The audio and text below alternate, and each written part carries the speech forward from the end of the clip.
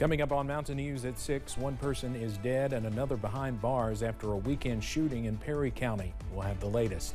And one business in Pike County is closing its doors after more than 100 years of service.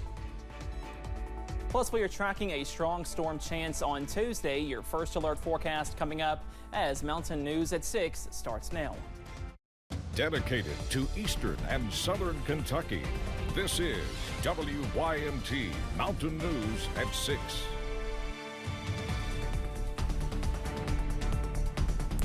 Rounds of severe weather are targeting the Commonwealth mainly tomorrow here in the mountains. The severe weather could bring everything, including a risk of tornadoes and flooding. First Alert meteorologist Cameron Aaron has the very latest. Cameron? Yes, Steve, we are watching out for a few showers and storms this evening, but the bulk of the action looks to be by tomorrow during the afternoon, also pushing into Tuesday evening. So we do have that first alert weather day in place for tomorrow. So be sure that you pay attention. You have multiple ways to receive warnings and you stay weather aware because like Steve talked about, we have all modes of severe weather on the table. That means heavy rain, strong straight line winds, large hail, and possibly a few tornadoes as well. Up on first alert pinpoint Doppler, we are watching out for a couple of thunderstorms in the Big Sandy Valley, but again, no severe weather issues as we zoom into Martin County, pushing into Pike County as well, and a few more heavy downpours in Mingo, also in Logan counties and West Virginia. We could possibly see a few more showers this evening and maybe a thunderstorm or two, but no big severe weather issues. That comes tomorrow. And notice this is the latest update from the Storm Prediction Center for severe weather on Tuesday. And all of us in this orange color, that means this is a 3 enhanced risk of severe weather on Tuesday. A level 4 moderate risk of severe weather is in place just to our north. And we are watching out for the potential for some rough weather as we go into tomorrow. This evening, though, we are watching out for a few showers and possibly a thunderstorm. And those lows are mild to wake up on Tuesday. Most of us in the middle to upper 60s. More details on that severe weather chance coming up in just a few minutes. Steve? All right, Cameron, thank you. Well, being prepared for severe weather is important. One tip for staying safe is knowing the best place to be in your home during a severe weather event. Officials say the safest place to be is the lowest point of your home, away from exterior walls and other potentially hazardous things like glass surfaces. Officials also say it might be a good idea to adjust times traveling to and from work. Here's some more tips about preparing for severe weather. Officials with Kentucky Power say to keep water handy at all times for cooking and drinking purposes. They also say it's important to have flashlights as well as batteries on hand. A first aid kit and over-the-counter medication is also suggested, and you should have your cell phone fully charged in case the power goes out. Well, with the possibility of bad weather approaching, now's a good time to download the WYMT weather app. If you have not already, you can scan the QR code on your screen with the camera on your phone, which will take you to where you need to go to download the app. It's free for both Android and iPhone users.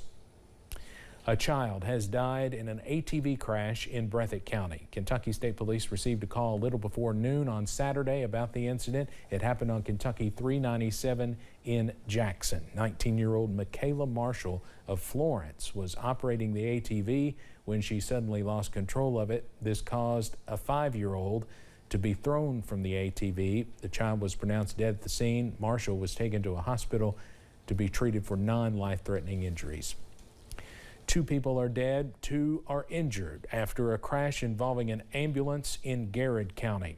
A Somerset-Pulaski County ambulance and a semi-truck collided at the intersection of US 27 and Old Lexington Road. 26-year-old Chastian McWhorter of Albany was driving the ambulance when he collided with a semi-truck driven by 44-year-old Corey Dunn of Lexington. McWhorter and the patient in the ambulance, 75-year-old Robert Cottle of Nancy, were killed.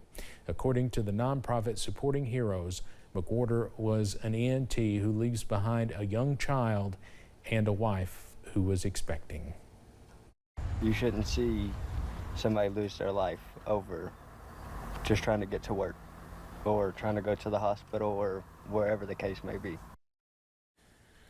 A very sad story. The passenger in the ambulance was 23-year-old Bailey Haynes of Somerset. Bailey Haynes was taken to the UK hospital with non-life-threatening injuries. Officials with Somerset-Pulaski County EMS are asking for prayers.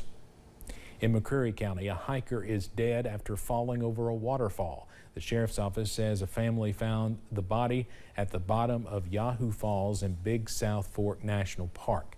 The victim was identified as 23-year-old Isaac Lee Turpin of Somerset. The sheriff's office says Turpin was hiking with his dog. The dog got loose, and when he went to catch him, he slipped and fell over the waterfall. Police have arrested a suspect now after they say he was involved in a deadly weekend shooting in Perry County. WYMT's Chandler Wilcox tells us what police know about the situation. Police say the shooting happened on the Perry-Knott County line. Reported that two males on a blue side-by-side vehicle pulled up and shot and killed the victim and sped off, pulled out into left, going into Knott County. The sheriff's office issued an arrest warrant for Jonathan Profit. His brother had been in contact with our office, and he was bringing him to turn himself in.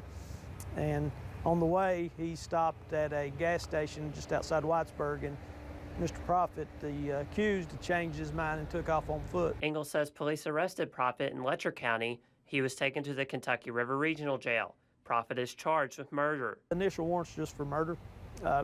It's still ongoing investigation. There is a possibility for some other charges to be on there, and there's also possibly maybe another person could be charged as well. Ingalls says the second person was the driver. WYMT asked Profit if he would do an interview, and he declined. In Perry County, Chandler Wilcox, WYMT Mountain News. Police identified the shooting victim as Samuel Smith. They say Smith's body was taken to the state medical examiner's office in Frankfort. Kentucky State Police are continuing to investigate after a man was found dead in Harlan County. Police say the body was found behind the Rebecca Cottle Public Library on Sunday in Cumberland. Police do not believe foul play was involved, but it's still under investigation. The body was taken to the state medical examiner's office in Frankfort for an autopsy. In Rockcastle County, the sheriff is asking for help finding a man who is wanted on 14 counts of misuse of electronic information. Take a look at your screen. William Pendery is also wanted for theft of more than $10,000. Pendery is also wanted by state police for burglary and by the Madison County Sheriff's Office on multiple charges. If you have any information, you can contact the Sheriff's Office at 606-256-2121. You can remain anonymous. A human trafficking case out of Jackson County is headed to a grand jury. Last month, Zachary Davis and Jacqueline Keith were charged with promoting human trafficking. Deputies say they were caught trying to sell their newborn twins for $5,000. The couple claimed it was a joke and a misunderstanding. During their preliminary hearing today, their charges were amended to a charge of selling or purchasing a child for adoption. After a century of service, one Pike County business is closing its doors. WYMT's Buddy Forbes has more from Pikeville. My grandfather, that's him out there. It all started with Shirley. I mean, you're talking about in rural Appalachia in 1921. Shirtlift's Laundry and Dry Cleaners was planted in Pikeville in 1921 by the Shirtlift family's personal Indiana Jones, Ernest Shirley Shirtlift. So there weren't many home washers and dryers, and it was just coming to the region. And when Shirley came into this area and working and saw the need, then Couldn't find anybody to do white shirts. The business held strong through the years, growing in size and reach, seeing generations of families become employees, customers, and friends. It's fun to work with all the workers. I mean, you've had form those relationships with people, and it was a fun place to grow up. This is just the laundry. But with a decrease in demand in the Shirtlift specialty, after 103 years, they are hanging up the family business. That's why I cry so much. And though Anna Lou Shirtlift feels like she has left some of her regular customers out to dry, We have customers out all over the county, you know. her family says the impact of the space will never be washed away. it was a part of growing up, but it was a part of becoming a person. Saying it is just the end of a chapter. Hopefully it opens up new things. Mom can start doing anything she wants to do.